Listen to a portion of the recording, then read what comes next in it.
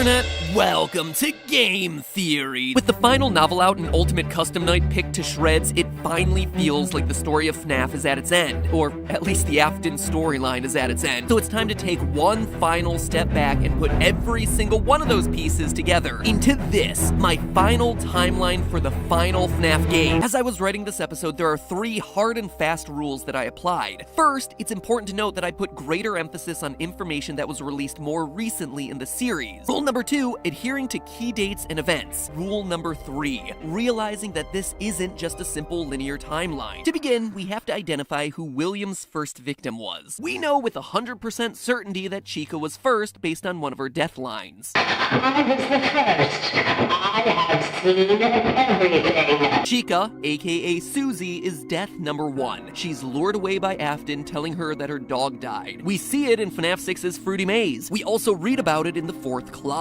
From there, we know that 4 other kids get taken and stuffed into suits. We know their names based on the gravestones at the end of FNAF 6. Gabriel, Fritz, Jeremy, and grass. Few hours after releasing my video covering the book, the mystery was solved by the brilliant deduction of game theorist subreddit user DPowerful1. DPowerful1 used the numbers that I had found, 52, 39, 15, 7, 2, 10, 11, 8, and 11, and put them not into an alphabet grid for ciphers like I'd been doing, but instead put them into the word search, of all places. Using the numbers as coordinates in the word search, you could spell the name Cassidy, a name that must belong to Golden Freddy based on the repeated use of Golden Freddy's signature line of "It's me" throughout the book, the gravestone imagery which lines up with the 5th mystery gravestone at the end of FNAF 6, and a mention of Cassidy in the final FNAF novel, The 4th Closet. It's at this point that things get messy from a timeline standpoint. You see, right now there are 2 dangling threads of events that directly conflict with each other. 1. The first Freddy Fazbear location has to close so it can reopen sometime before 1987. However, it has to remain open at least until 1983